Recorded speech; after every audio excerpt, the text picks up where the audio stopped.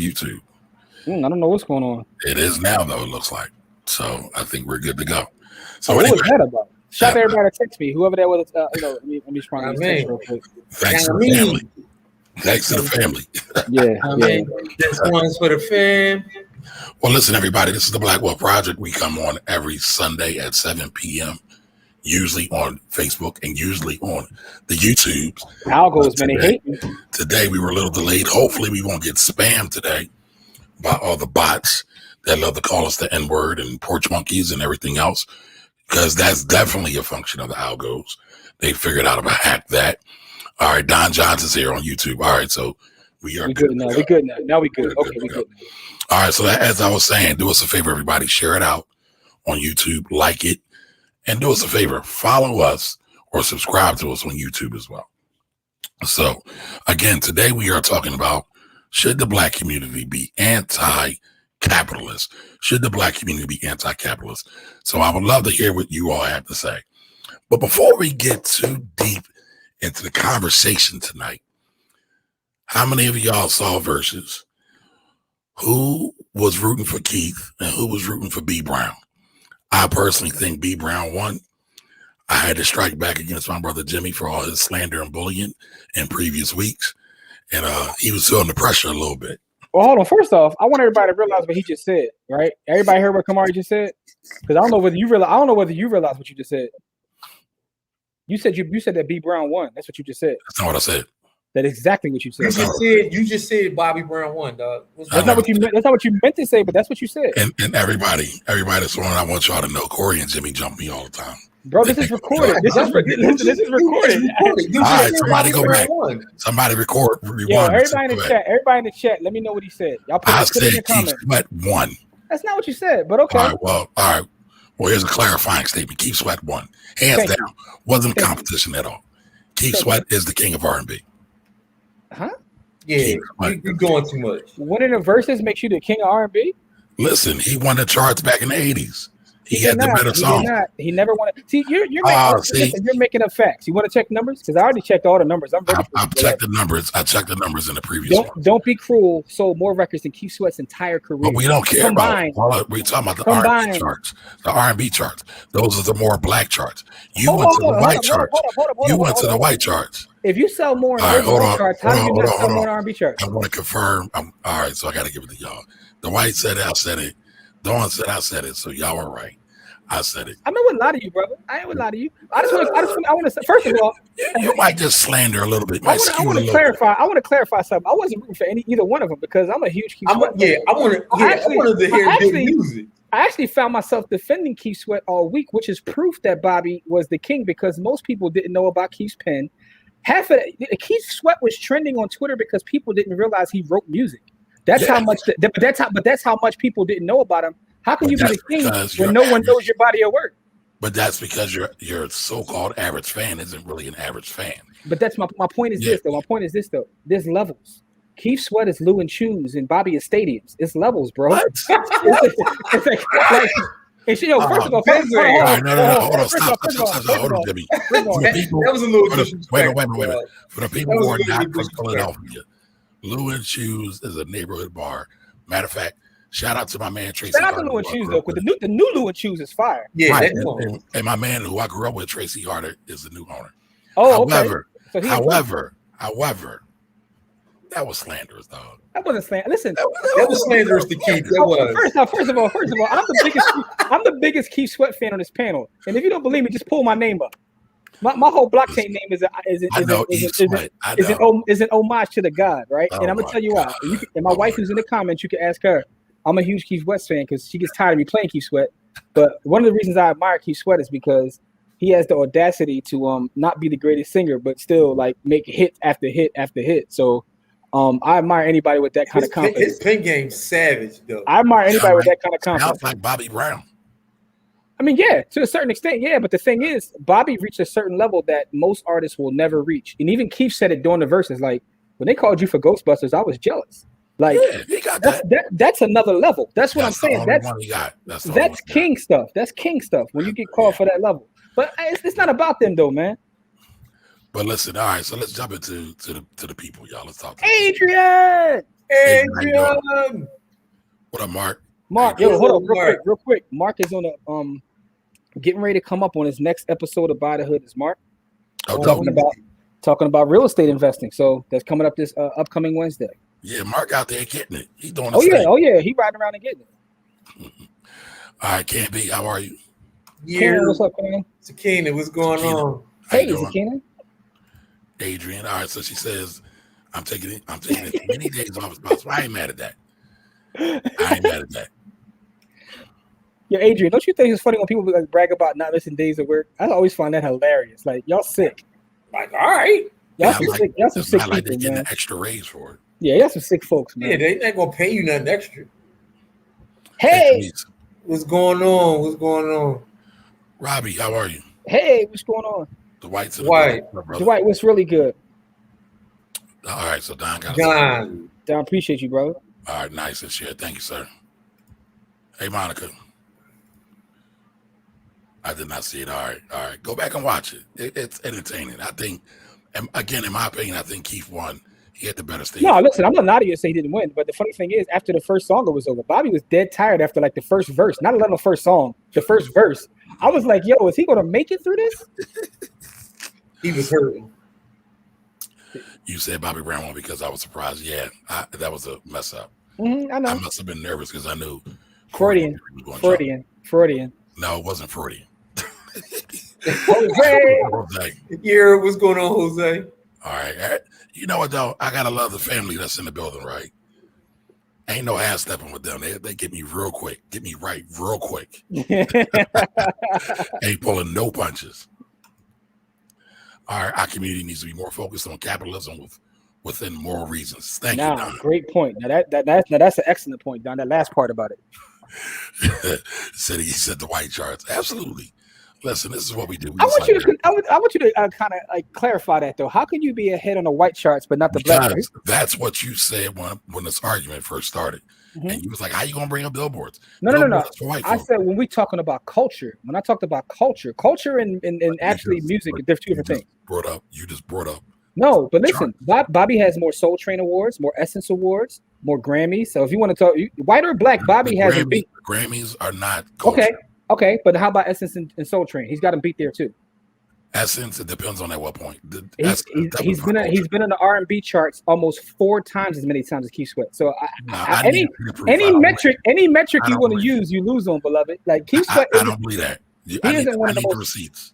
Listen, okay. I mean, I'll send them to you if that's what you want. I've done the research because I was waiting for you to clap at me, so I'm prepared for you, beloved. So this was like that whole revenge research. No, I was waiting for it. That's all. All right. So Adrian says I couldn't watch more than 15 minutes of it. Keith Sweat still singing the key of wine. Hey, listen. He said he ain't too proud to whine. He all right with begging. All right. Monica says we shouldn't be anti-capitalist. We should be more picky about where we spend our money. Facts. Also a fact. All right, J.E. Patterson. Communism is in Cuba and racism exists. Castro outlawed racism, but did it not change the systemic infrastructure and contemporary culture that allows it to still prevail? Shada Shakur said in her book, Communism for Black People is a side chick that they pillow talk with. I like that. That's a bar. Whoa. All right. That's a bar. J.A. Patterson coming through with the bars. Let me time mark this. I got to go back and get that. That's yes, please do. Matter of fact, please somebody do a screenshot. 7:20 p.m. Hey, listen, man. We 16 minutes into the live. I got that, man. That's a bar right there because that's kind of what I was talking about. I've been meaning to read Asada. I haven't gotten to. You haven't read that yet? No, I haven't. I'm guilty. I mean, listen. Kamari reads a lot, so he can, he gets a pass because he gets the chance to get to it. But that's one of them. Like that's one of them. Man. Well, on July 21st, we are going to be covering. Oh man, what are we covering? We're covering Cats. Thank you. We're covering Cats. I know because I went and grabbed it. I got to read the hard copy. Okay, so everybody get ready for that.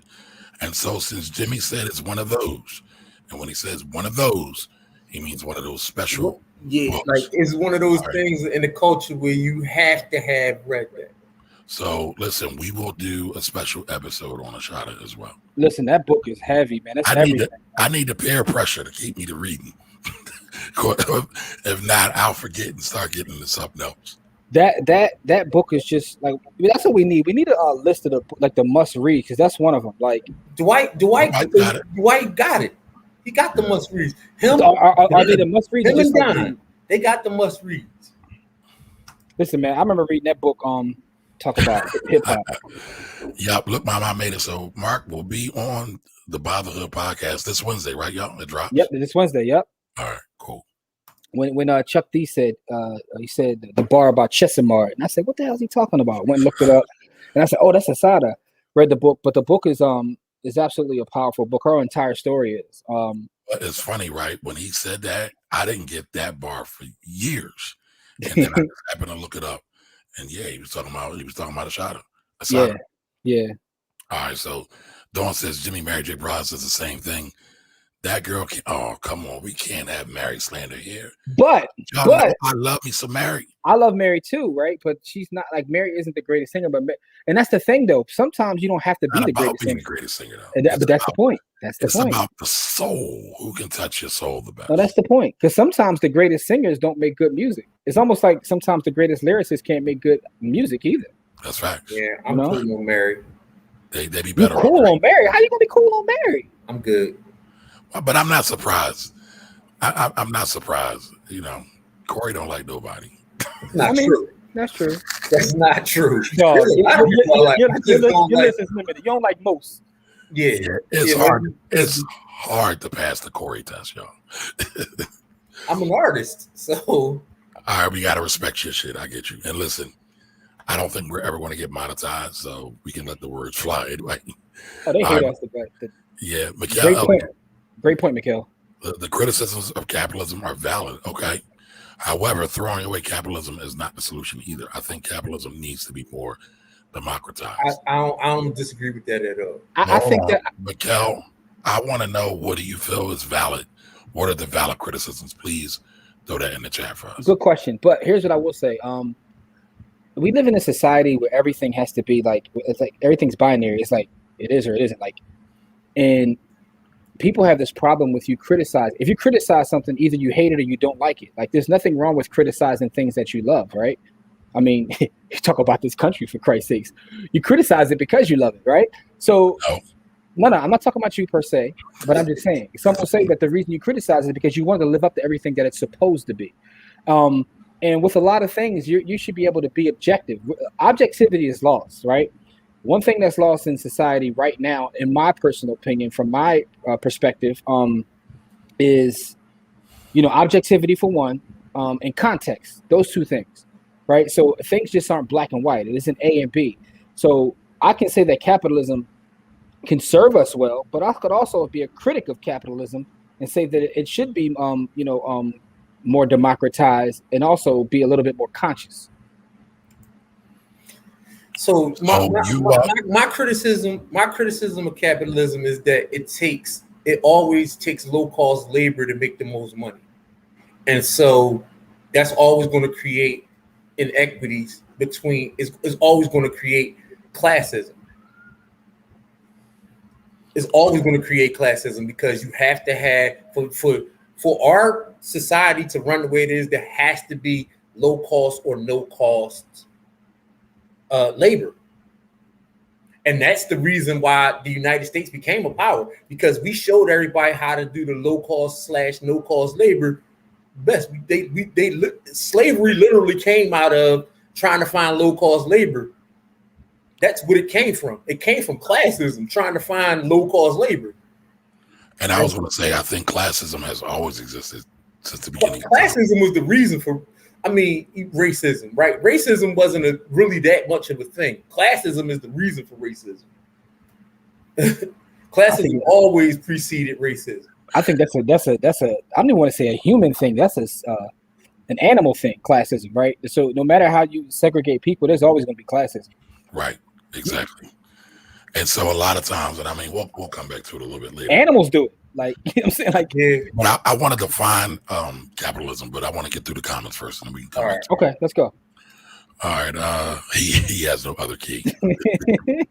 Keith really came for Bobby's throat on something that should have been a brotherhood thing. I think they had fun. I think it was. Listen, It's like me and Jimmy trading bar for bar, right? It's still a brother thing.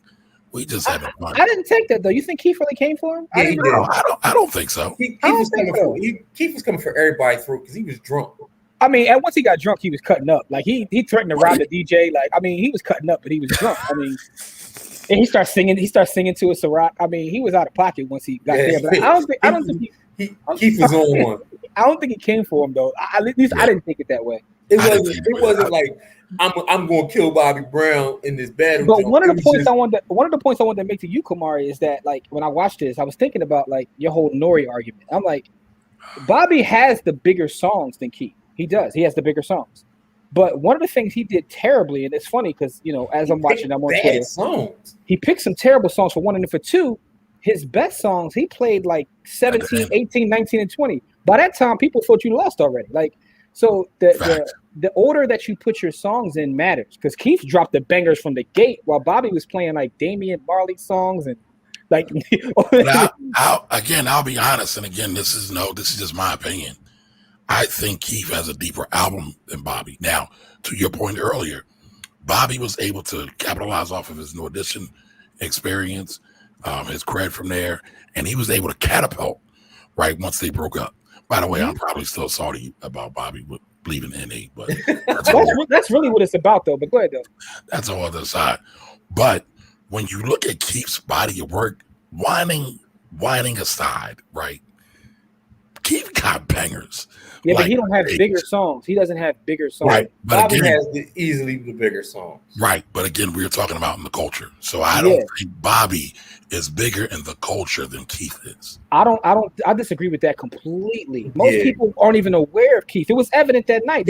Like people didn't really know how much Keith got down, man. People Keith had like 7 to 8 songs. I had someone. I was in the chats heavy over there. I was too. When Make It Last Forever came on. Yeah, Don't but just Stop the Love. Just 2 songs though. I was on Twitter as well as the chat. So what I was confused about is, like, I've had people that were even older than me. Like, all he got is Nobody and Twisted. That's it. Like, there is no other. Like, people didn't know about Keith's body of work. Is what I'm telling you. What I'm telling you is Bobby is bigger in the culture. But Bobby has reached a status where he's like an avatar. You could draw like a person with the Gumby and like, oh, that's Bobby. You know what? Yeah. I'll walk back my statement because Bobby still has cred from New Edition. Plus, he still got cred from his solo career. What are you talking about? Can you let me finish? He got cred from his marriage. Can you let me? I was about to say that too. So he's getting energy from all different places, right? Right. But hear me out. The point I was trying to make. And he had a whole TV show.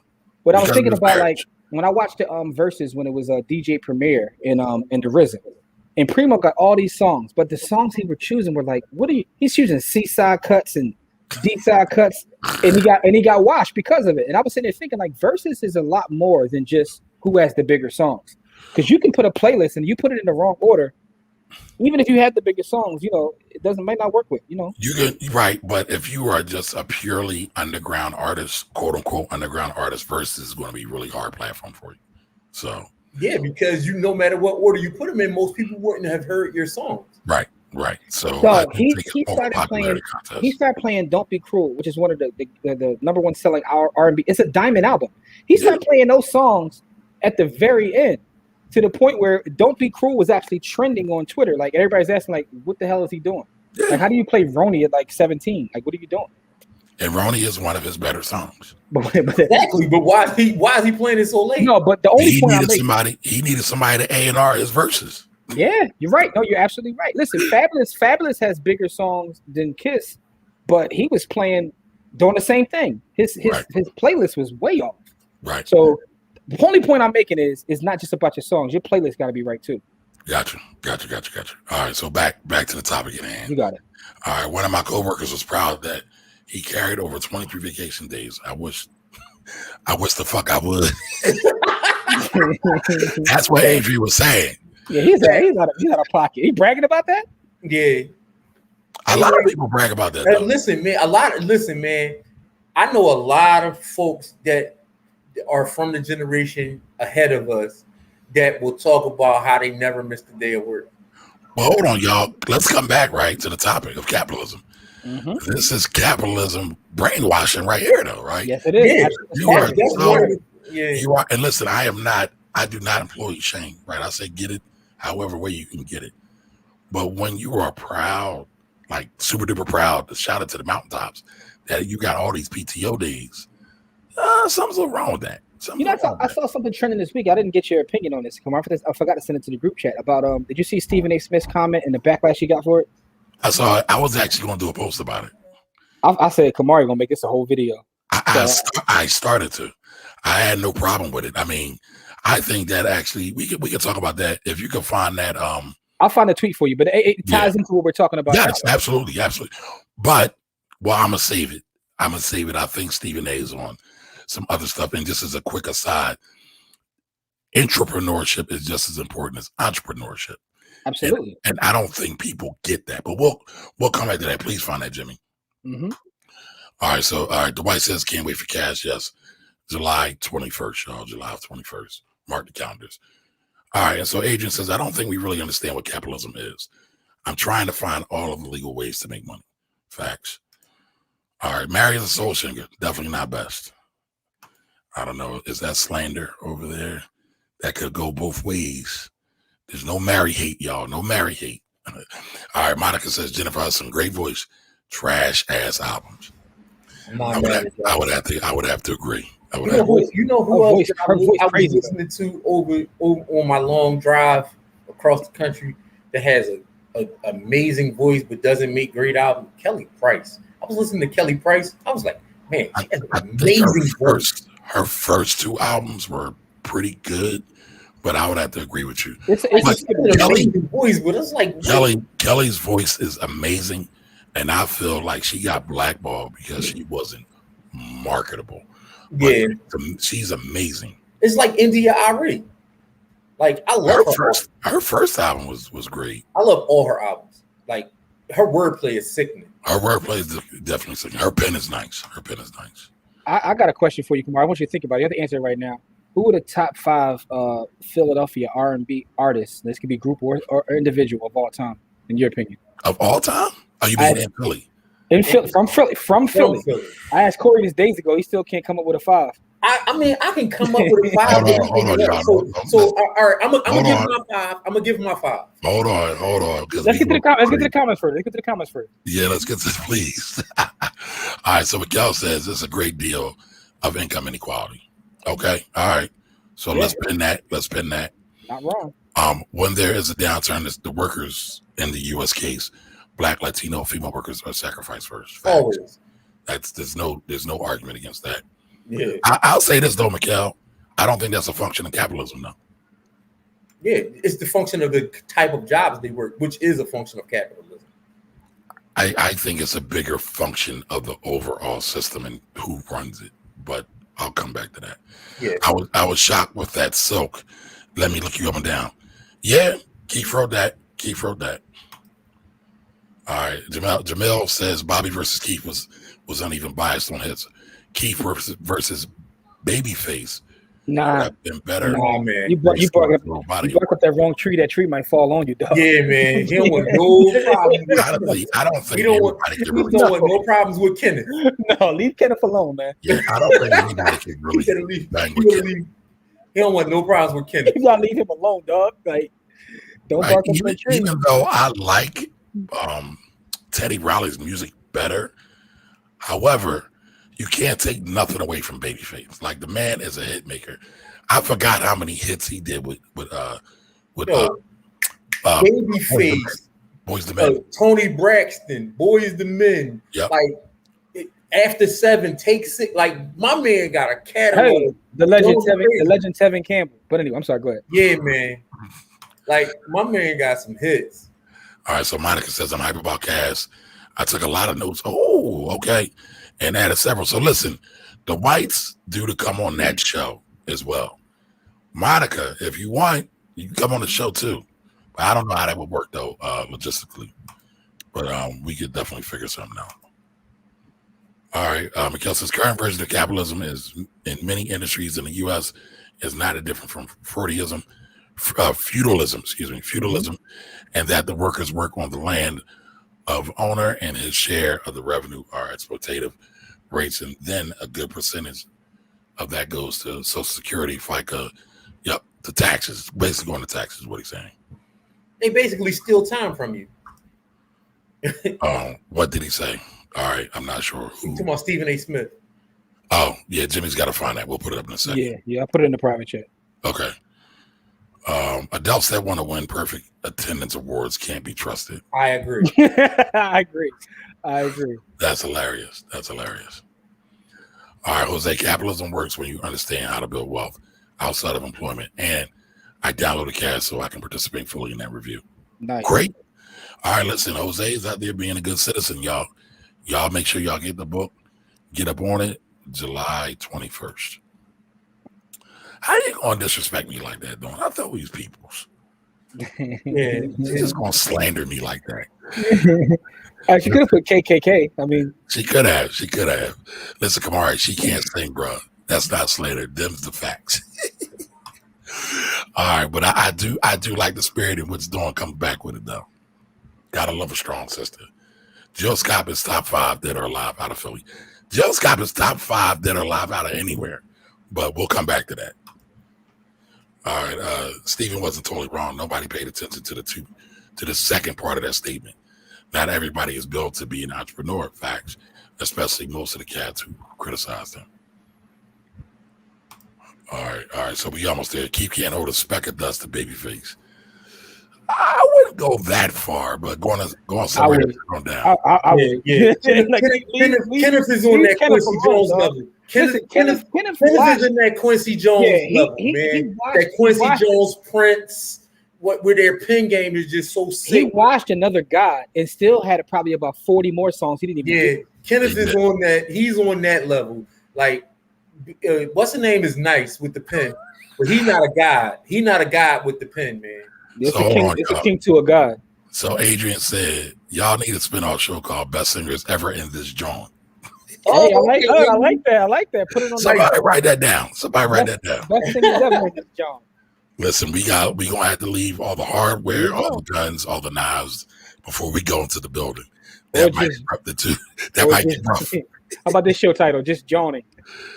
Or just join. Okay. I ain't mad at that. Yo. If you're getting a hard copy, buy from a black bookstore. I'll say that again, Don. If you're getting a hard copy, buy a hard copy or a soft copy, right? Get it from a black bookstore, please. I'm in Philly. We got Uncle Bobby's. We got Malcolm. I'm with the Hakeem's. Thank you. Hakeem's. There's several others. Shoot, I did a cash mob at Hakeem's. I should have knew that off the bat. That's one of my proud moments of life. I do Sammons. I like that better. Okay. I like them both. Speaking of that, though, I was watching the documentary on Hulu that Questlove did about the festival. That I don't know if you guys have saw it. It's like a soul festival in Harlem. It took place in the 60s, and no one. First time we found out about it was watching a documentary, and it was like prime Stevie Wonder, Gladys Knight, like Mahalia Jackson. They were in the park in Harlem, and this footage was like in someone's basement. He found it and made a documentary about it. Anywho. Oh, I gotta check that. At the bottom of the of his show, everything that he produces, you know how Spike Lee has like what's he called, a Spike Lee joint? The credit. His joint says a Questlove joint. That's dope. It says it the same way, but it says a Questlove joint. So little shout out to Philly. All right, so listen, let's define capitalism, right? And we're not going to do the Adam Smith joint, but here's just the basic definition: capitalism. An economic and political system in which a country's trade and industry are controlled by private owners for profit rather than by the state. So I'm going to read that one more time. An economic and political system in which a country's trade and industry are controlled by private owners for profit rather than by the state. So is that what we have here in the United States? No, hell no. If by that definition, we don't have capitalism. We have something close, but it's not that. So by that definition, we don't have capitalism because everything here is controlled by laws, which means it's controlled by the state. So what can be imported and exported, even though private companies do it, it's controlled by law. And so if it's controlled by law, it's controlled by the state. So what we have here isn't capitalism. Now, it's a form of capitalism, but you can call it something close, capitalism adjacent, but it's not capitalism. Because to your point, Corey, right? If capitalism would be true lawlessness, right? It would be the wild, wild west, where everybody gets to do whatever they want, whenever they want.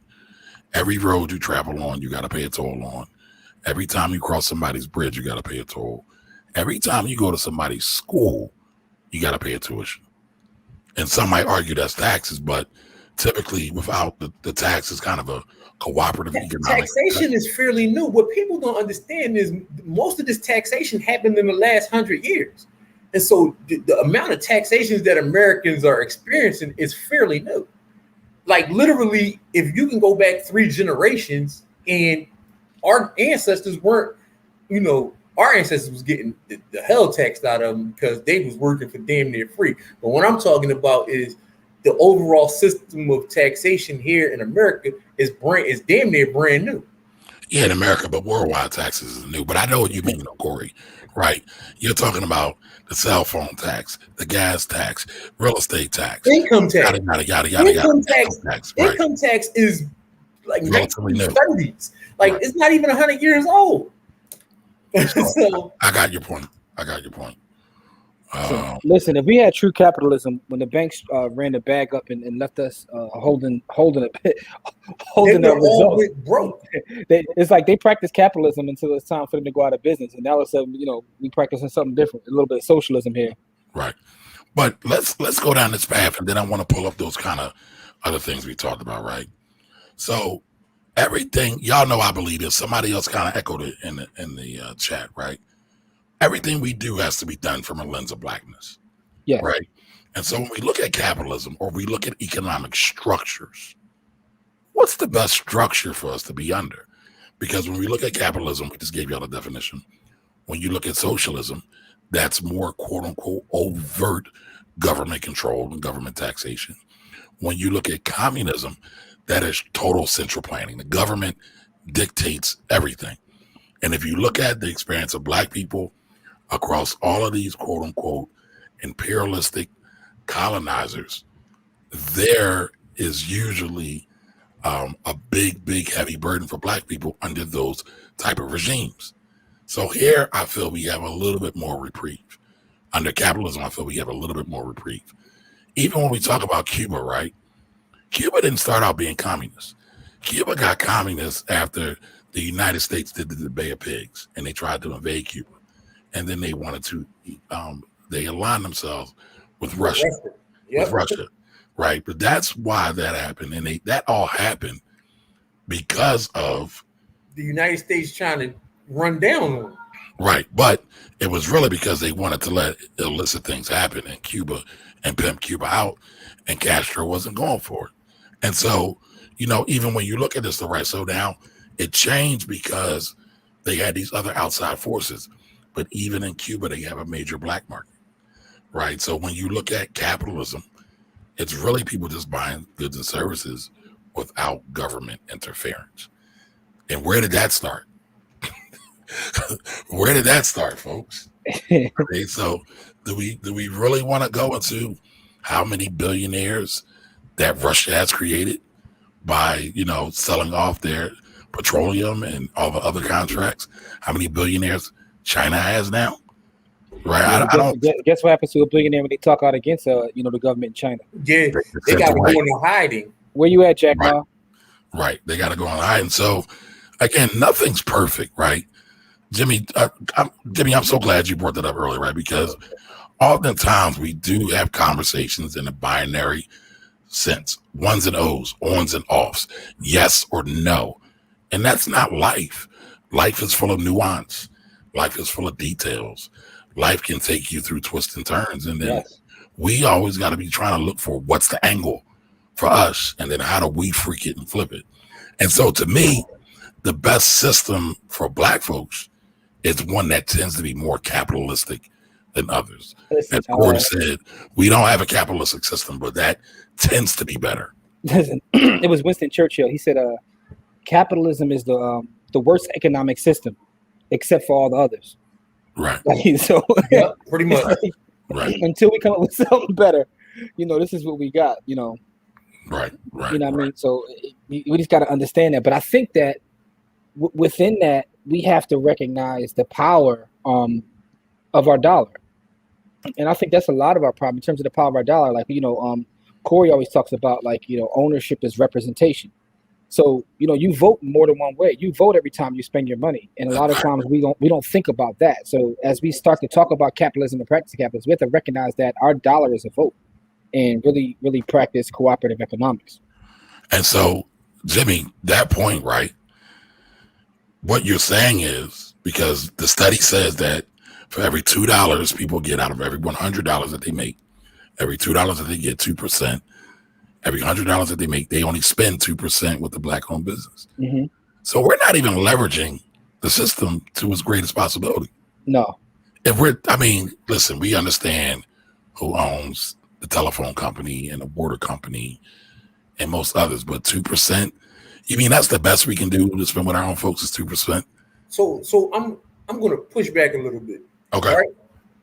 We are in a situation, most people, where we have to be, because we don't have enough resources, we got to get the cheapest price thing, or the thing that allows us to have the most amount of resources available to us.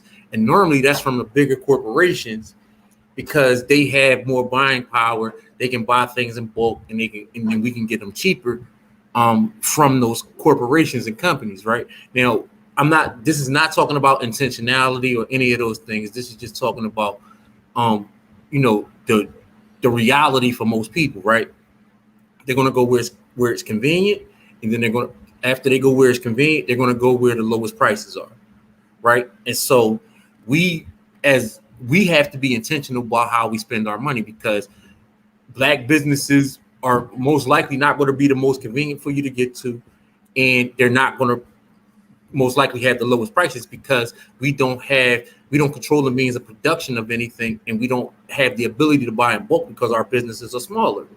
And so we have to be intentional about spending our money with Black businesses. But that's kind of what I mean about recognizing the power of our dollar, right? Because the only way to get to that point is to kind of support. And sometimes we have to do things even when it hurts us. We have to be inconvenienced. I agree with you. I was just giving the scenario of how it came to be, right? Because when we had to spend our money with each other, we did, right? When we weren't allowed to spend our money with anybody else, we actually had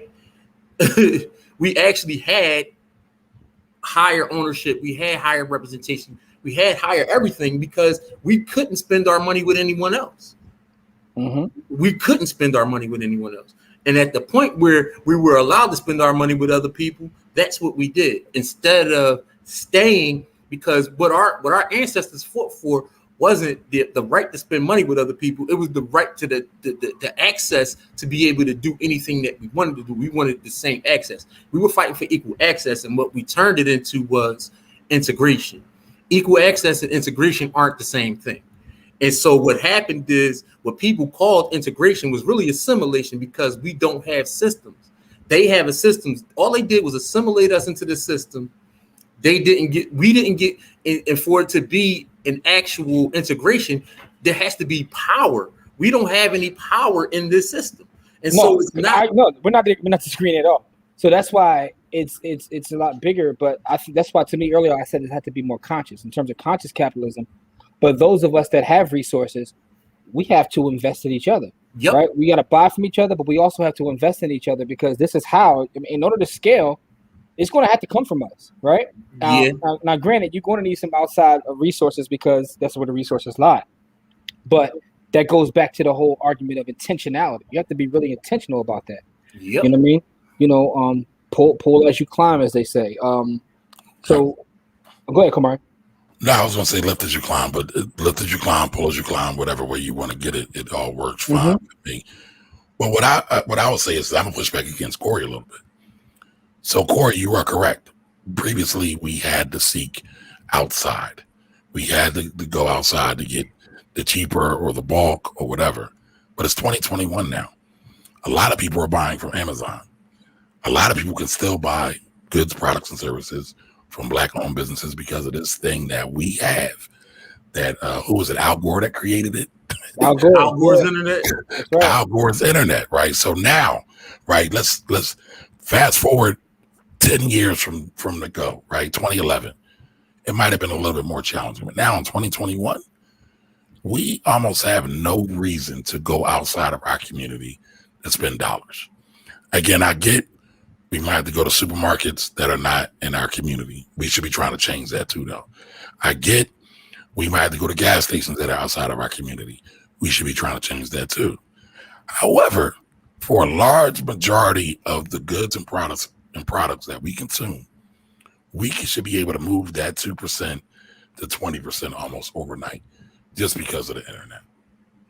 Yeah, I mean, the internet has changed a lot of things, right? Giving people access. The access that our ancestors fought for was given to us by the internet, right? Literally given to us by the internet. Like investing. Like before, you had to buy lots. You had to buy 100 of a company to be able to get in the game. You don't have to do that anymore, right? When you were getting goods and services, you had to go to that store and buy. Like the internet changed all of that, right? Over the last 25 years, our level of access has definitely increased, but that doesn't negate that 400-year head start, 500-year head start. I'm not saying that. But what I'm saying is, with that head start also comes with a lot of the old school thinking, right? Because our ancestors are still alive. They grew up in that space and so we have to get that mindset shift going to move along with the technology, right? Because even though the technology increased the access, it didn't increase the change. Right, because it's still a digital divide. I get what you're saying, Corey, and I do agree with that. But again, as Jimmy said, as we climb, we can pull, and hopefully we're doing that. Hopefully this show is a testament to that, and all the work that everybody on these panels have been doing in our communities for decades, not yesterday, not 5 minutes ago. Folks on these panels have been doing, and this ain't no shot at nobody, but they've been doing giveaways and fundraisers and legal clinics, but we just not bragging about it like many others, right? But it's still good work that's come there. But again, back to capitalism at its core, right? At its core. Jimmy, you have that clip. You said it's in the comments, right? And I put it in the private chat. I put a link to the comment that he Stephen A. Smith. Okay. All right. So I'll pull it up. Give me 1 second. I got it. Yes, sir. All righty. Now this is interesting. So Jimmy, what did you think about Stephen A.'s commentary on this? I was looking for more, right? Because I saw a lot of people, and again, a lot of times I have to think when I'm on social media who my circle is, right? Because the algos mess with you, and I'm around a lot of entrepreneurs, real estate people, investors, or whatever, and they all jump down his throat, pause, about what he said. But I thought about it. I'm like, well, there has to be a second part missing. He could have added context to this. I understood what he was trying to say, but it was kind of the way he said it, right? Because you want to add value to any relationship you have. But the way he said it, and with his personality and a lot of the shucking that he does, it came off different. It came off a little yes massa-ish, but I don't think that's what he meant. So I'm gonna say this for the record, just to get it on the record. I appreciate Stephen A.'s contribution to Black sports journalism, but I do not appreciate Stephen A.'s contribution to Black shucking and jiving. I think Stephen A. is trash most times. I would much rather watch Shannon Sharp, who gets it culturally and can put it in context with sports and everything else that's going on. Yeah, Shannon got the shits with him too, but I understand. But he at least he gets it. I have not seen one instance where he's off culturally. I do. Right? When he called Julio Jones on a live show and didn't let him know right away that he was on with him, that was. But not even just that. He had said a couple of things that were kind of foul. But the thing is, I don't. That was a violation. The one thing I'll say about both of the brothers, right, is that I think they want what's best for our people. Now they may have different ways. They may have different ways or different opinions about that. But I know some of the behind the scenes work that Stephen A. does. Yeah, he does for our people. He puts in work, so I can never disparage him in position. Yeah, I know people personally that he helped put in position. Absolutely. So I don't. And as do I.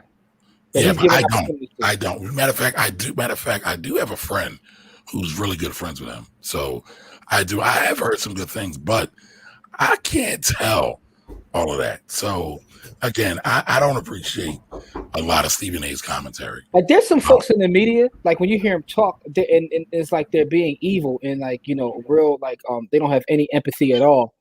I just feel like he has a different perspective. I don't feel like he's trying to be, you know, So hold on, Jimmy. There was once 3, now there's 4. What's going on, bro? Whoa, what do we do to deserve this? Hey man, listen. Now you know what? I was out at dinner with the family. Now I'm dropping back in. I'm trying to pull a Tracy real fast, man. See if I can Okay. I see you. Look like you're at the beach somewhere. Okay. Yeah, man. So it's out here, man. Let's just get something to eat. You know, my folks came up from Charlotte.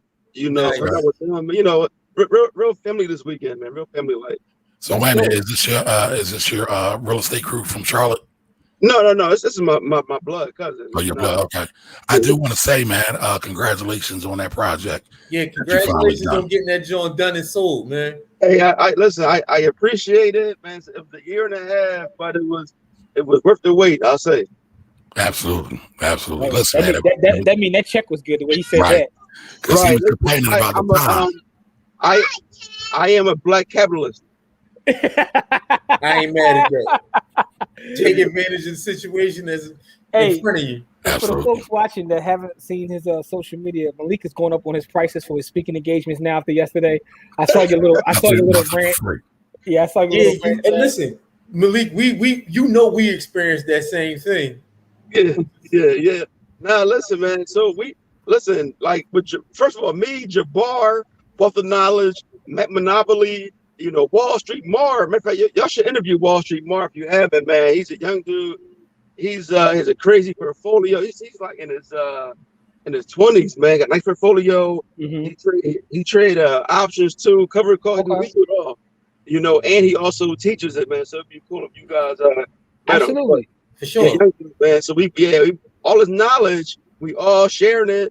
You know, we sold out like 90 tickets. Like 8 people showed up. Yo, one thing I will say is this though. I didn't realize it was yesterday. I would have pulled up just to, you know, be in the room amongst all y'all great brothers, but you know, I didn't realize until after I saw your rant. I was like, oh, that's today. He already going off. I don't know why the algo like so. So hold on for a second, y'all, because we don't know how long we're gonna have Malik. Malik, give us your take on capitalism and how you think the black community should approach capitalism. So listen, once again, as a fan of Dr. Claude Anderson, you know, black unemployment is high because black entrepreneurship is low. We need more black capitalists to create more jobs, to hire more black folks. Like that's legit how I look at it. Yeah, that's just facts. Right, you know, and so we need it. So we need to be more, you know, but we don't need more black people taken from black people in the name of capitalism, you know, but yes, to create a business and hire other black people. Yeah, 100%. And, you know, take care of your family and actually spend the money in the black community. Because if you got a business and you're taking the money out and you're still not spending that in the black community, then that's still, you might be able to create a couple of jobs possibly, but that doesn't create a full overall effect, you know. So that's my take on it. You know, we need more black capitalists so we can help some black folk. Right now, man, jobs disappearing. You know, so right now it's a lot of jobs, right? But without going a real quick rant, there's a lot of jobs coming. There's a lot of jobs here as available right now, right? When you think of it, that the city of Philadelphia, the school district has to change the school hours because they can't find enough bus drivers is insane. You know, they got to change. They're pushing school hours back because they don't have enough bus drivers to get all the kids to school. Now, also, I went to one of my favorite breakfast spots last week. They didn't have any juices in the refrigerator because the suppliers don't have enough drivers to deliver the juice. They had like 8 or 9 juice in the whole store. You know, they're behind schedule. And so there are jobs out here, but we got to get people to actually want to work also. So listen, man, I saw a $1,500 signing bonus at a Burger King. Dog, Wawa got a signing bonus right now. They throwing out bonuses. Listen, man, Cats still got that COVID money out here, man. Yeah, So, they still got that COVID. Yeah, it's hard out here. It's hard out here. But see, my thing is, there's the upside and the downside to that, right? Like what Malik was talking about with the supply chain disruptions, that's going to hurt everybody. That's going to drive prices up. We need to get people in those jobs immediately. But on the other end of that is people sat down and saw that they had choices, and they're making better choices for themselves. And so you can't disagree with people making the best choice for themselves. Oh, I'm not disagreeing. I'm also not ready to say it's the best choice either. I think time will tell whether it's the best choice. Well, what they think is the best choice for themselves. My thing is, people are going to do what they think is best for themselves. Yeah. And so they think they're making the best choice for their lives. I just hope they don't get hurt long term if it's not there. When they ready to come back, and it's like, oh no, that's gone. But here's the thing. I think a good thing out of all this, right? We haven't seen any wage inflation in quite some time. Not to get economically nerdy on the audience, right? But wages haven't risen as much as healthcare, education, and many other basic products. It's still not. Right. We had 5 times inflation this year. But that's all kind of temporary.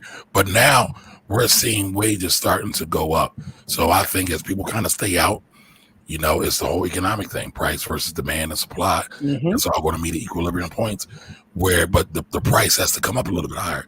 So I think that'll be good for everybody in the market. It will be. I mean, you can't it's definitely not keeping up with anything. No, but I get your point though, Jimmy, because there's people right now sitting on the sidelines like, man, I don't want to go to work. I don't want to do nothing. I want to. I'm not mad at him. I just don't want him to get hurt. No, I'm not mad at him either. But we know how this goes, right? Human history, human nature is the same. A lot of us will wait till it's too late to go get a job or to start a new business or to get a hustle. So I just hope for those people who are sitting on the sidelines who have no plan will start to gather a plan today. But let's get back to the Stephen A. thing. So y'all got it. I kind of got it. Again, I think what Stephen A. is speaking to, right, what people really don't realize is that. Well, let's read his comment. Let's read his comment for those that maybe we didn't read it. All right. No, we didn't read his actual comment. And Malik, did you see his comment that he made this week that kind of went semi-viral? No, it went viral.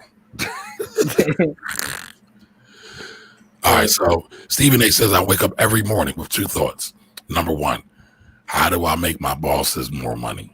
And number 2, how do I get some of it? And people went off. Called him a coon, a shucking jiver. I saw somebody else call him a field Negro, using the other N-word. It got heated out here for him real quick. He clearly ain't from Harlem, though. I'll tell you that. Yeah,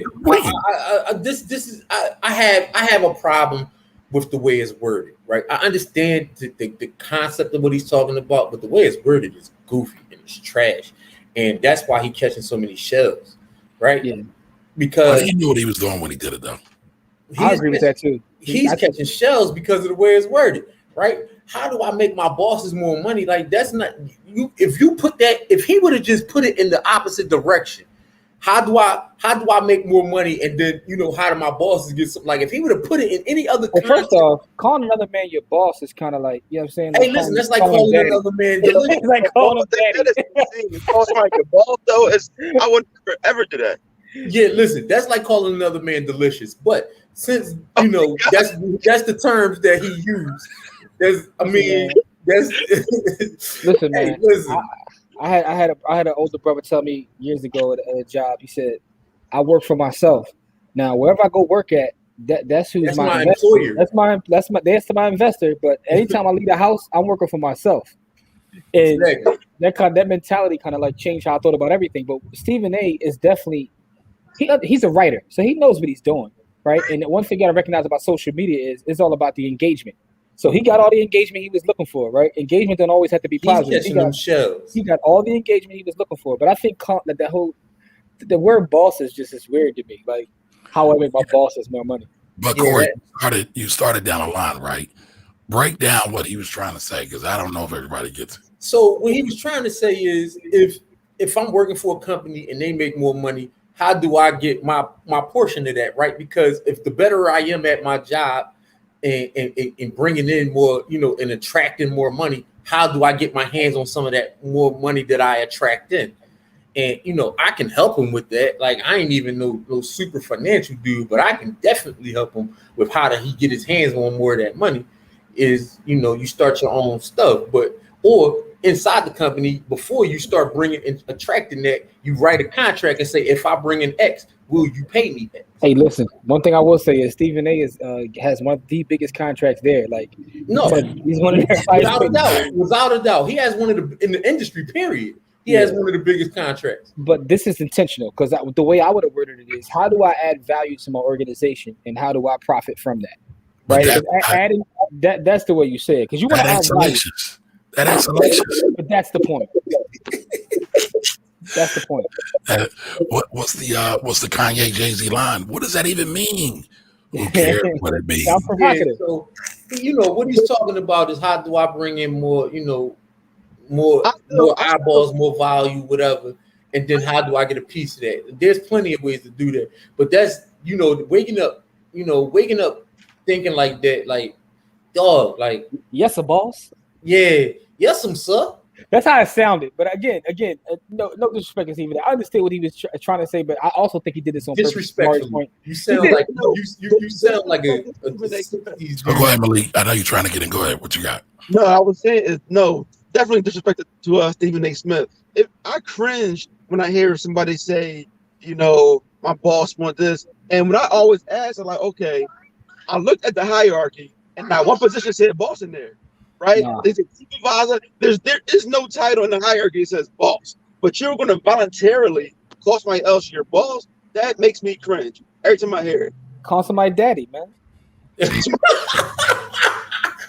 Call another grown man daddy. That ain't your dad. That's not your pop. Yeah, he's definitely not from Harlem, man. Oh, you mean like Kanye? But yeah. So listen, I got it. I didn't have a problem with it. He's talking about how to bring more value to the table, how to bring more money to the table. But we already identified that don't work. That don't get the algorithms going. Yeah. Listen, the other day I was talking about who should pay, the man or the woman, right? Mm-hmm. And somebody said, well, Kamari, this is a great topic. You covered it well, but you should make the topics a little bit more salacious. And then what happens the next day? Wendy Williams attacks Tabitha Brown for retiring her husband who worked forever. Yeah, I got a problem with that. I got a problem with the way she worded that. Right. But I mean, again, that's Woody and Stephen A. and Wendy are definitely on the same wavelength a lot of times. They get computers putin', man. Yeah, but I'm talking about Tabitha Brown, the way she worded that, retired her husband. Like, come on. I was fine with that. I was fine. Nah, man. There's the connotation is, well, I'm on my business. Go ahead. I really want to know, what was your issue with how she said that?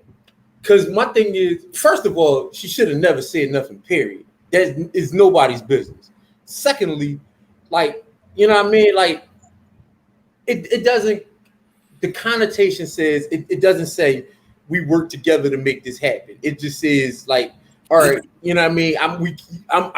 I did this for him, not we did this. Did you listen to the whole thing, Corey?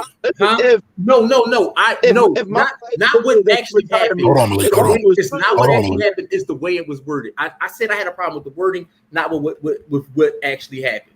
Because she addressed all that. I'm about to say, she did, and I'm not. I don't have to agree with the way she addressed it. I don't really care what she said. I care about how it came off as she said it to me. Like, it's not that she's wrong in anything that she did. I personally wouldn't have handled it the way she did, right? But that's okay. Yeah, because Corey, we know you would have cussed Wendy Williams out. You'd have read her for filth. I would have just told her to mind her fucking business. Like, that's what would have happened. And I don't have the Tabitha Brown in me to be. I don't have that. So I would have just like, man, if you don't shut up. Malik, what was you about to say, brother? Listen, I would happily stand next to my wife like Hillary Clinton and Bill Clinton if she said she retired me, as long as it was true. Listen, I'm not again. I love the whole story. I love how it came out.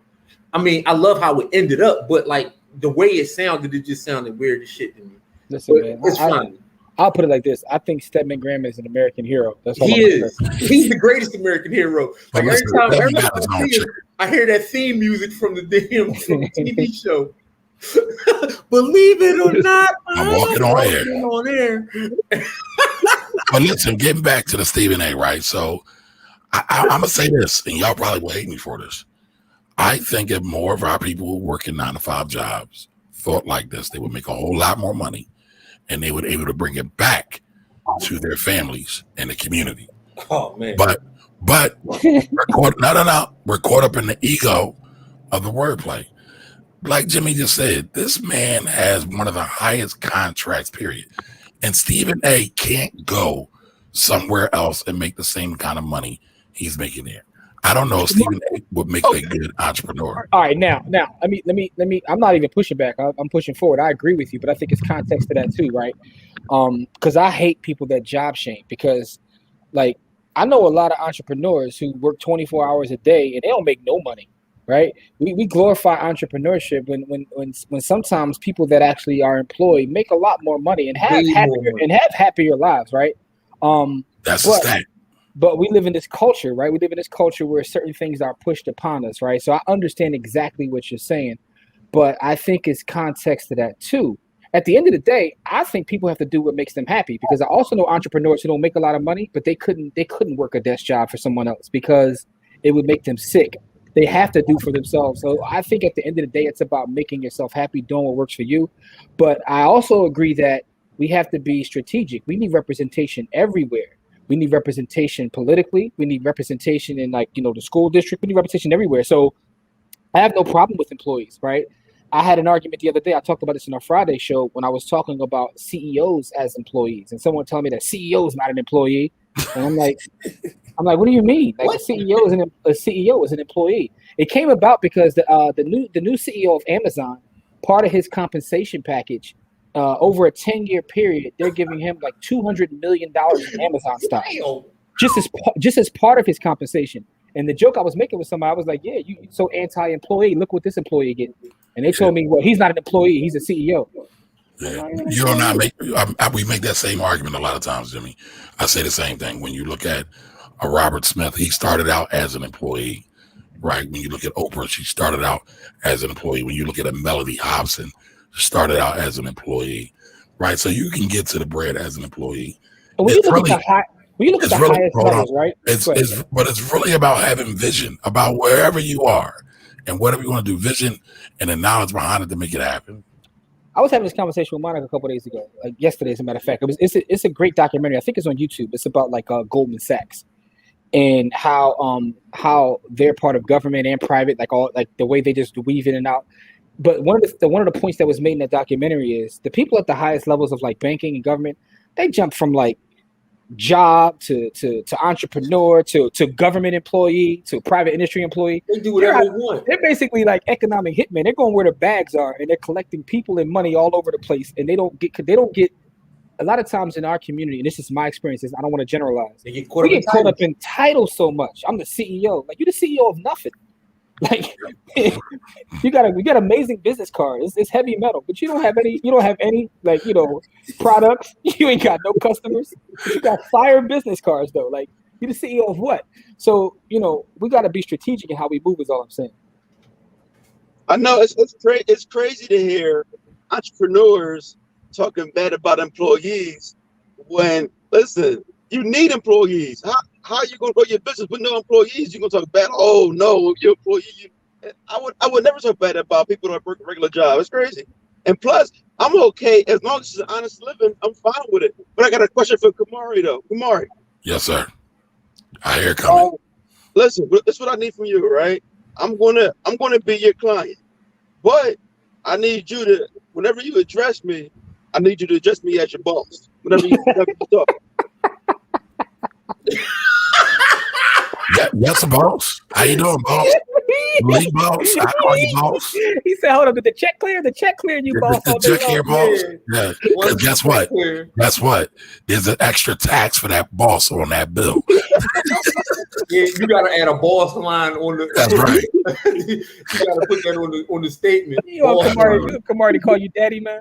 No, we ain't doing that. We not doing that. That's a word too far. Yeah, Daddy is a word too far. We not doing that.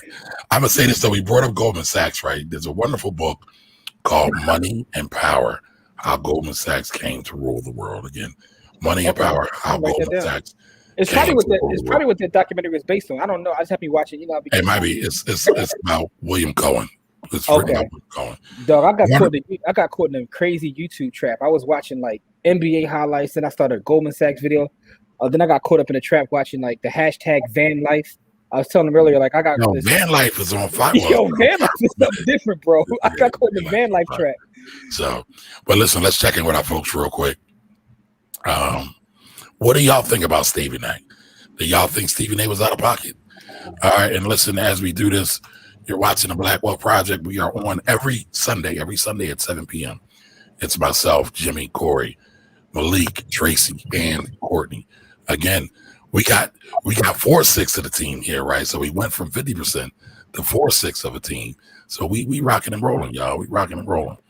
So again, what do y'all think about Stephen A's commentary? You think he's right or do you think he's wrong? But all right, let's see. Where can we get it? Where can we jump back on it? All right. So all right, Robbie said Kappa because she said that based on my Jill Scott commentary. Jill Scott was Kappa too? Yeah, I believe so. Oh, so Boys the Men was Kappa, the Roots were Kappa, Jill's Kappa. Yeah. Music was Kappa too, wasn't it?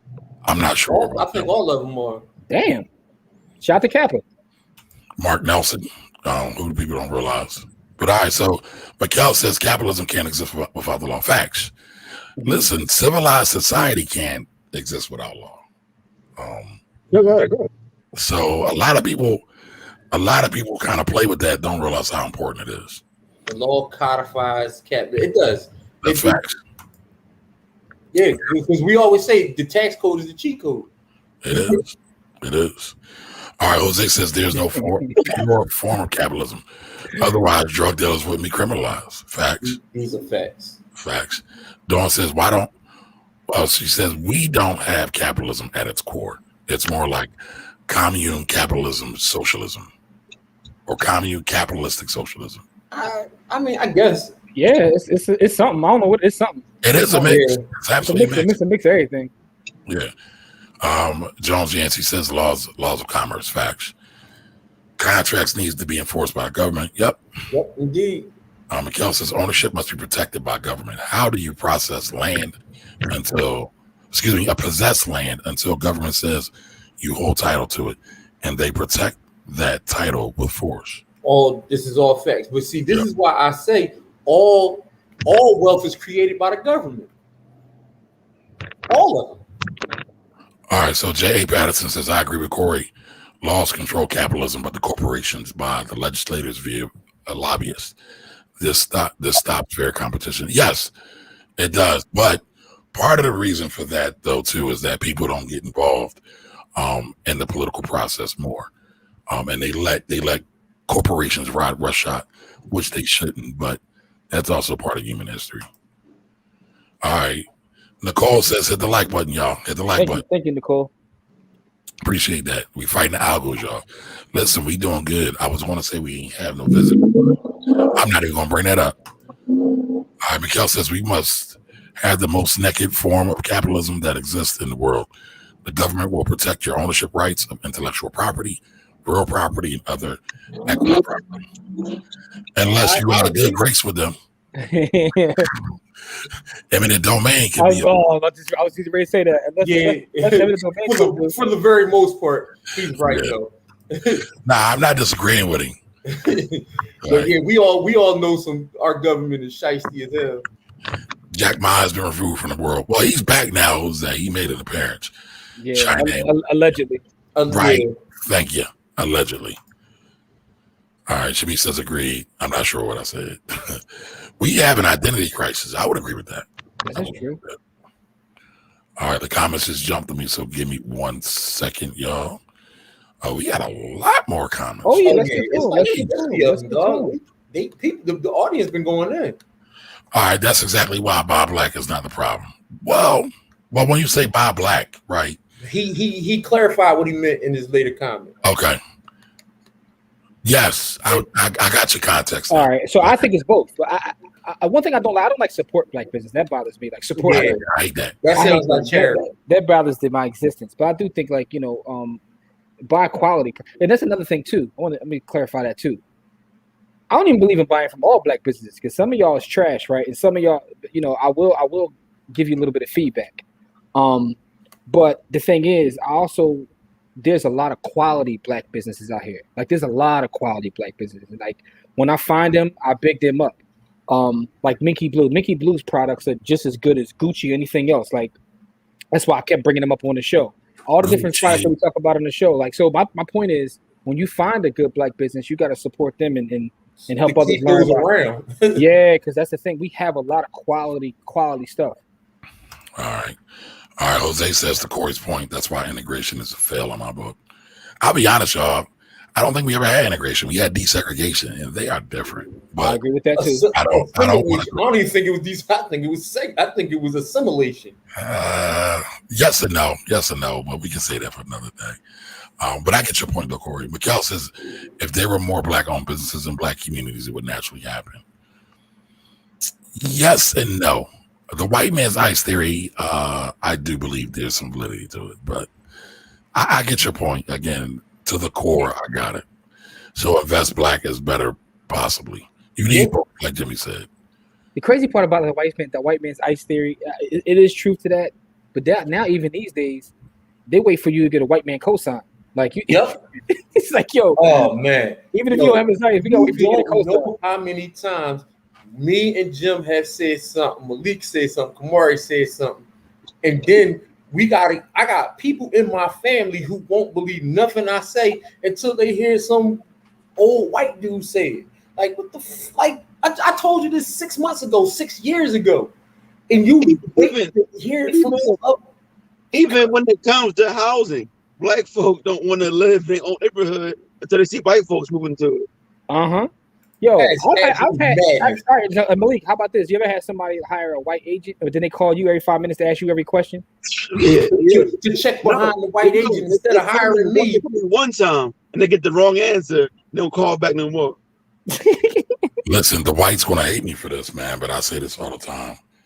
Jimmy did a hell of a job. I mean, thank you for whatever it is. No, you don't want thanks for this. Willie did a hell of a job lynching. Oh no, I don't want that's why I didn't stop. I was going too fast. Right? He tried to call me. You would never let me live down that slip up. Never. You try to besmirch my name, man. No, never. I don't want that. Listen, we on the same team. You try to put him on the Summer Jam screen. Did he? Hopefully I won't have a tutu on. Right. All right, so got that one. All right, Dawn's bigging up Corey. Normal people will not be conscious. No, the thing is, when I think about why though, normies won't, right? But most normies are followers, right? But what I feel like is there's enough. When you get critical mass, there's enough of us that will. That's what you just said. The term right there, critical mass. And the normies. Yeah, but does it take the talented 10th to get the critical mass in the black community? I don't like to say talented 10th because that brings up other thoughts. But what I'm saying is, you hit enough folks to move one way, everybody else will come with you. So critical mass. But I agree. The normies are going to do what normies do. All right, so what's up, Wayne? How you doing? Sacrifice by business owners and consumers will have to take place for us to create our own economy. Facts. Yep. All right, J.A. says, I agree with Corey. Again, spending with black businesses is expensive. Sometimes it's expensive. Listen, my tax business, the Philly tax team, is on par with just about everybody in the nation, right? Shout out to my shameless plug. All right. Black businesses tend not to get access to credit, accounts receivables, and capital. Black Wall Street worked because both black and white money came in and never really left because of the oil that resided there. Well, we could debate that because of the bombing, but again, I got your point. All right, so Jones says, okay, let's invest in my private LBO operation. Yeah, doing leverage buyouts in 2021. All right. Looks like you're trying to start a SPAC too. So what you got? Where's the prospectus? Right. All right. Show me where the money at. Jose, you know what an LBO is, leverage buyout. Jose deep in these words. He knows what I mean, but if you just see those letters in there, you wanted to put it out. Leverage buyout. I got you. But you know what though? I think so highly of our audience. A lot of them know the lingo anyway. I mean, you do know the lingo, but sometimes you be like, damn, I know what that means. But you know what I mean? Like Jose be on it, man. Jose do be on. So do me a favor, y'all. If y'all knew what LBO meant, do me a favor, put a 1 in the chat. I just want to see something real quick. If you knew what LBO meant, put 1 in the chat. 95% of us did, man. All right, yes, that's a good start. All right, Wayne says for us to create our own economy. Yep, I got you.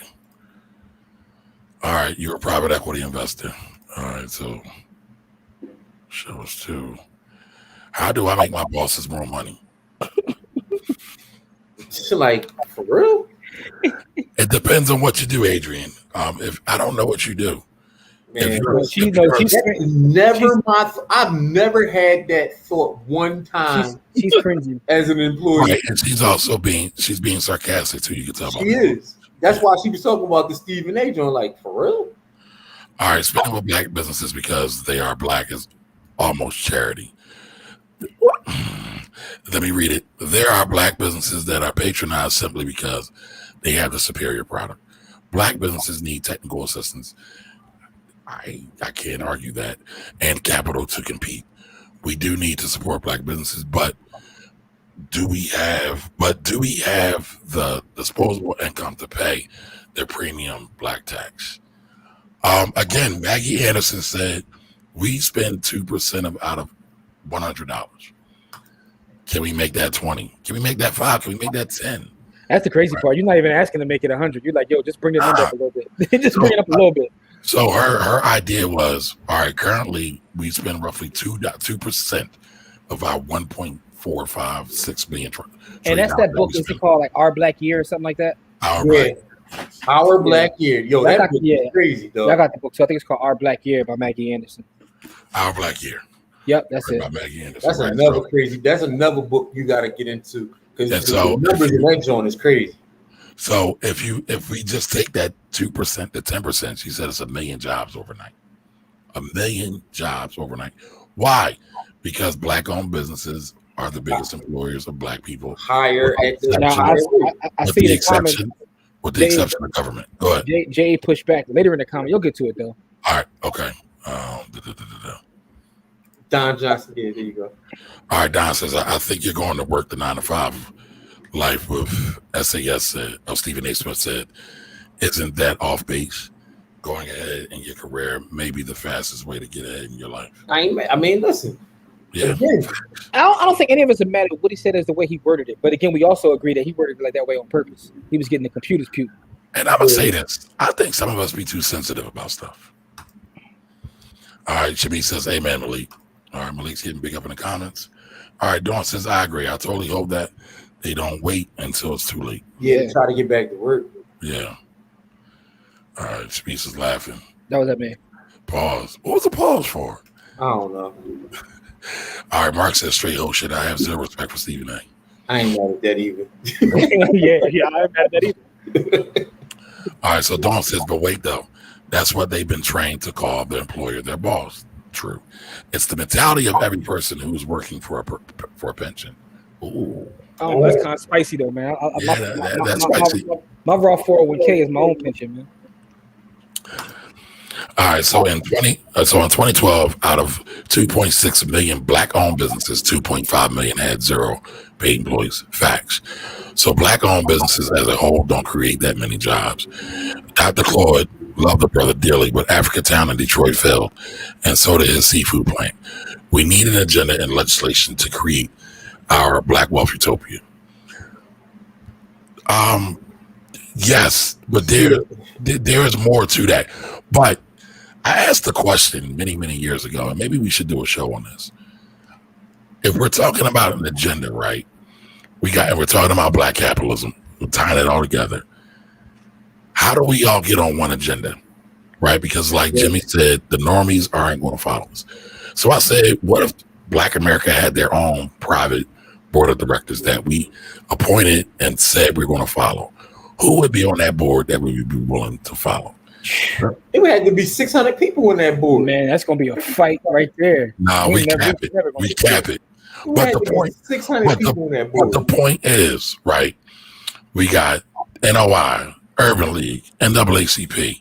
They do some stuff together, but they rarely ever show a united front, right? What would it be like if those organizations, those leaders got together and said, listen, we're going to do this thing, we're going to iron it out. Kind of like what Tavis Smiley was talking about with his contract with America, when he got a lot of the bigwigs at the table and said, we got to do something different. But that's just a thought. What do y'all think? Never will happen. Yeah. Never happened. Never gonna get it, never gonna get it, never gonna get it, never gonna get it. Right, hold on. Happen. Say what? We haven't heard from Tavis Smiley since the Contract for Black America came out. We ain't heard from Bull since. Nah, we did hear from him, right? He started to go off on Obama because he didn't get access, then he got caught up in that scandal. They canceled him. Right, yeah. But to Malik's point, right? That whole agenda kind of got left behind, and it was the contract, the book, Tavis's book, took precedence more than anything else. Right, but then I think Ice Cube picked the candle up, right? No. No. Yeah, here he go. Don't start him hating. Don't start him hating on Ice Cube. Ice Cube get his meat. Ice Cube is an Black American legend. That has nothing to do with him being a legend. It's just not the same. But go ahead. I was just asking. Hold on. Malik was talking. I cut him off. I apologize. No, I was done. I was just saying that, Ice Cube had with the contract with Black America that he was, Okay. Yo, all right, let's get to the rest of the comments. Don't snicker at that because they ain't even talk to the man. They won't even talk to him. Why should they? You don't come up to the party at 10 p.m. when the party started at 5 p.m. talking about something. I ain't got no drinks. I ain't got no snacks, and I ain't got no chicken. You got to come with something. He didn't do that. How about no? How about you start organizing way before? Come to the party. Plan in the party. Ice Cube has probably employed more Black people over the last 20 years. Just about as many Black people as anybody anywhere over the last 20 years. Well, I'll say this: like it's hard to meet with him when you still Nina Simone's number. I'm sorry. Go ahead, Kamar. You got it. Who's in the comments? And I gotta look up that Nina Simone thing too, Jimmy. I know where you're going. All right, Don Johnson says you can change the words all you want. Wait a minute, you can change the words all you want. The overall statement. I agree. Donnie's talking about Stephen A. Smith.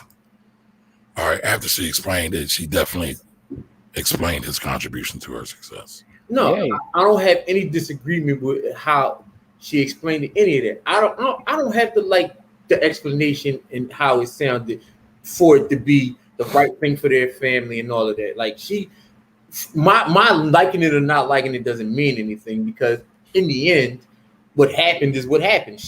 Her husband doesn't have to work anymore because of the work that they put in her specific success recently, and that's what they worked together to get, so that he didn't have to work that job. I guess I just didn't understand what you didn't like about it. Like, what was it? I didn't like the way she worded. I retired my husband. That shit sound crazy. Like, damn, dog. Like she put him out the pasture. Like she put him out the pasture. Like she took him out in the back and shot him. I love it. Retire me, baby. No, it sounded to me like she took him out in the back and put him down. You know what I mean? But retire me, baby. But it's cool. I'm not. Again, I got results. The words don't mean as much to me as the results. So I really technically don't care. I just didn't like the way it sounded. So me not liking the way it sounded doesn't have any bearing on what actually happened. All right, cool. Maurice, hey, lady, welcome. I think this is one of your first broadcasts, so welcome. Well said. We need to be everywhere. That's responding to Jimmy's point. I believe it is very difficult to go from employee to self-employed, especially when you get to the C-suite. Facts. Man, you get to the C-suite, them chickens start coming. You ain't going nowhere. Yeah, right. Them checks, you cashing them checks, them monthly checks. You're not going no place. All right, so Monica says, I don't know, Kamar. The folks aren't above taking our ideas and hard work and running with them. At all. I'd approach it the way Stephen A. says if I believed I would be compensated for it. Monica, you have a wonderful point. There's no refuting. There's no pushing back. All right. We can't be out here dreaming up ways to add value to your shit, hoping you'll see fit to compensate me for it. That's one approach. That's one approach. All right, so John says, Mikhail Elliott, no, I want to create a LOB outfit. I'm not sure what an LOB is. So put that in the comments for me. I think he meant an LBO. He wrote LBO, okay. All right. So remember, he asked him, was he a private equity investor? He says, no, I want to create. Oh, gotcha. All right. So, Robbie, what did you do? You played the ukulele, you dance, you sing? Yo, why I had to be the ukulele though? Listen, man. Damn, dog. I was just I'm glad you said that, because I would have said that if I would have said that. Why you taking shots? What's wrong with the ukulele? There's nothing wrong with that. It could be the piano, the flute. Like, I don't know. Black people you know play the ukulele, dog. That's what will make it more fire, though. No. All right, so Jerome says, how come I'm not seeing all these comments in the live video? I'm not sure. There might be a delay. Also, some of them come on YouTube. Right. If you're on Facebook, you only see the Facebook comments. If you're on YouTube, you only see the YouTube comments. I'm making my business to find a black ukulele player now because y'all hate. I think that would be fire. You know how we find like a black person to play the violin or something that we're not normally, that's fine. They have that. They got the lady for it, but let it go, Jimmy. You lost that one. Y'all haters, man. Y'all some haters. No, you a hater, dog. Why you telling me she played the ukulele? No, I asked what did she do? Listen.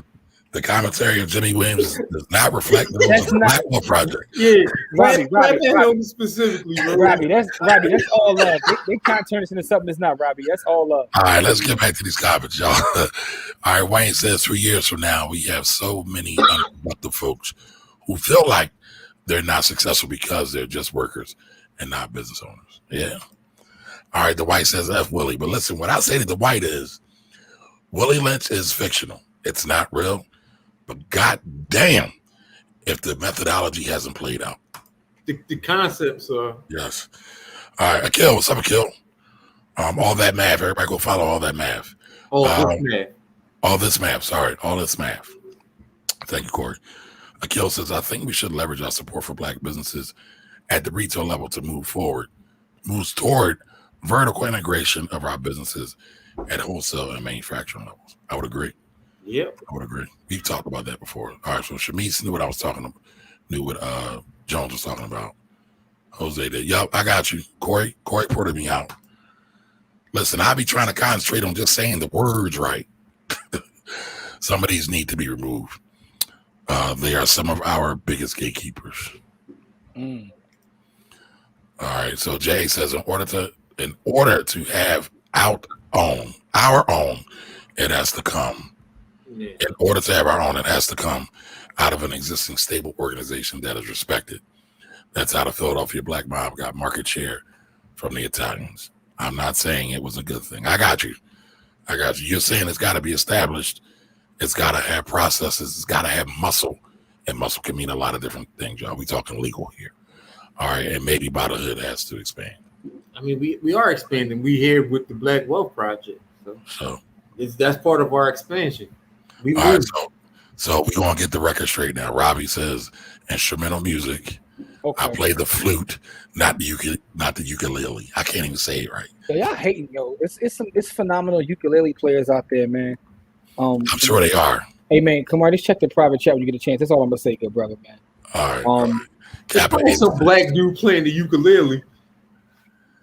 Oh, come on, Jimmy. I was just saying, y'all know that's what's going on. Jim. I know Jim well. I know that's what that was. Listen, man, I went to Central, man. We taught to show our work. All I'm saying is it exists, but that's dope though. Instrumental music, that's dope. Google is your friend, folks. Just remember that. She says I'm good. All right, hey Akil. All right, so shout out to the chat. All right, so listen, I know me and Akil used to get into this a little bit. So Akil, I'm interested to see, what do you think about capitalism? especially as it relates to the Black community? Is it better for Black folks to be capitalists, communists, or socialists? What do y'all think? I'm putting it out to Kill and everybody else. So chime into the comments. And while we're waiting for everybody to come back in, let's see what shenanigans. What Jimmy is the king of petty. That's all I gotta say. Oh, I know you got. That's all I gotta say. Listen, if y'all think I'm petty, yo, Kamari likes to listen, man. Yo, you're a funny guy because you're the most petty person out of all 6 of us. No, absolutely not. So listen, this is what Jimmy pulled up. The black girl's first time playing the ukulele. Jimmy, should I play this, Jimmy? Go ahead. She probably, you got to scrub through. She's talking about it in the beginning. So you might want to scrub through to what she's actually. So we gotta find when she breaks it out. Like, it's like, Black folks, we do everything, man. That's all I'm gonna say. Well, we created all instruments. This thing is telling me which strings are supposed to be which strings. So she's explaining the ukulele. My whole point is, by the way, Adrian, are you still watching Adrian? Because Adrian, if you're still watching Adrian, I need you to tell me the name of that Questlove documentary. All right. All right, listen, Jimmy.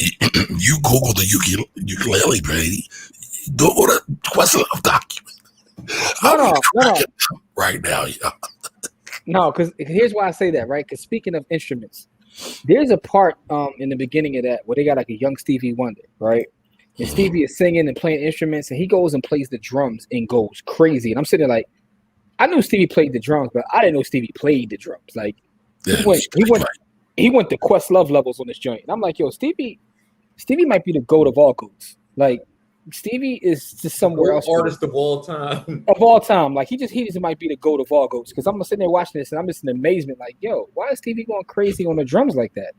But that's how big this festival was, where they had, like, Stevie was a part of it. It was so many big names and no one ever heard of it until recently. But it was a dope documentary. It's something definitely for the culture. So Jose said it's because Stevie's not blind. I'm not getting into that, bro. Listen, I mean, there has been citations of Stevie fighting. They say Stevie is with it. This whole time it's been marketing, man. It's a rollout. I'm not going around. I'm just saying what people. He might be legally blind. He might still see shadows and stuff like that, man. You know what I mean? Because he had sight at one time. So all right, y'all. So listen, as we close out, what are y'all thoughts? Give everybody your thoughts about how Black folks should approach capitalism. Well, for me, I think Black folks should capitalize on your gifts and your talents, right? Don't give them away, right? Because if you give them away, people don't respect free. Malik been talking about that all week. Don't give them away, right? And if you're going to do those kind of things and make money doing them, you gotta make sure that you get compensated fairly for your gifts and your talents. So I'm gonna leave it there. Stack fat to die trying. Yo, real quick before we get out of here though, I do want shout out to Robbie. She put the link. I just put it in the private chat so you can pull that up. It's only 1 minute. But it's about the documentary. I think that documentary talk about Black wealth and culture is definitely something we should at least take a look at. Okay, so while I'm pulling it up, Jimmy, let everybody know what your closing thoughts are on black capitalism and what we should do. I think we need to study more, right? Study what capitalism is. Educate yourself on what it is and what it's not. But also, I think that we need to work together, whether we're talking about Black businesses, whether we're talking about investing. I think everything comes as we work together, right? Because when you work together, we always talk about this, you create time. Anything that's done on a big scale in this country is not done by one person. So the one thing I would like to leave us with is like, find your tribe and build with your tribe. You'll never get everybody to go with you, but you got to find your tribe and build with your tribe, because I think it's important for us to move forward. We have to work together at some capacity. So that's kind of like, my closing thoughts there.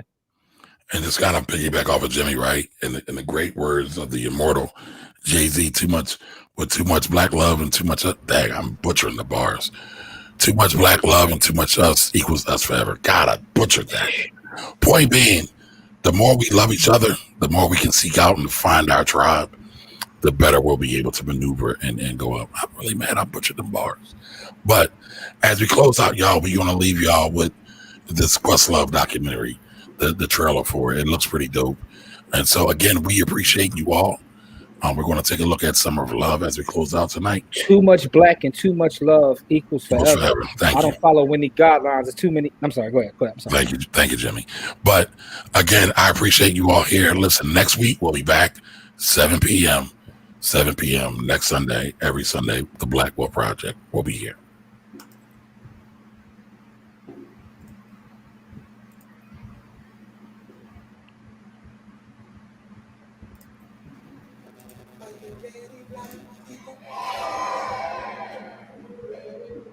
Really ready. Are you ready to listen to all the beautiful black voices, the beautiful black feeling, the beautiful black?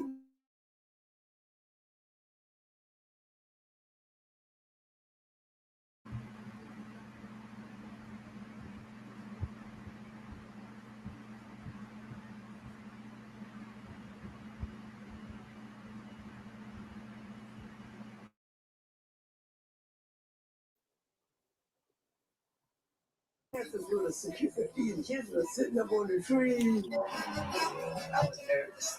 I didn't expect a crowd like that. Something very important was happening. It wasn't just about the music. 1969 was a change of era in the black community. The styles were changing. Music was changing. And revolution was coming together. We are a new people. We are a beautiful people. That concept took my life from black and white into color. We wanted progress. We are black people, and we should be proud of this. We were coming together to say this was our world and how beautiful it was. If we're trying to sing a song together, don't wait for your neighbor, because your neighbor might be waiting for you.